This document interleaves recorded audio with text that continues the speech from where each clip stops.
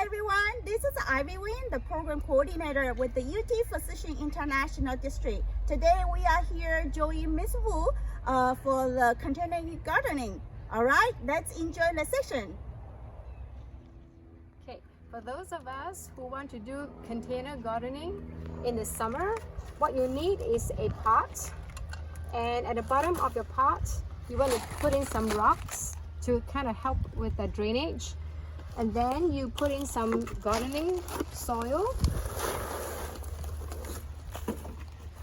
and you want to make a hole as much as you can. Just leave here. And in Houston in the summer, one of the best vegetables to grow is really green onions, because they grow all year round and they don't attract any kind of bugs or disease.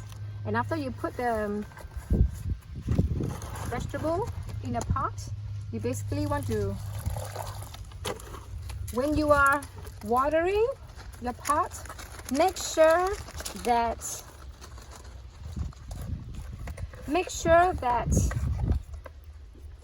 the dirt is soaking wet. Especially with the gardening soil, a lot of times I like to soak the gardening soil in some water for a few hours before I use them. But you want to kind of stir them up. Make sure they're soaking wet.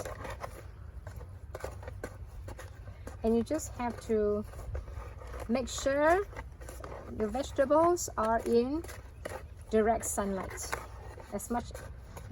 It's hard to grow vegetables in the shade, so vegetables grow best in the sun.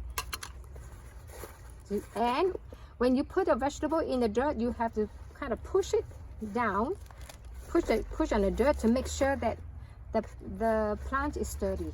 And that's it. Thank you for joining us today, and I hope you enjoy our gardening section. If you have any questions, please email to marketing@utphysician.com.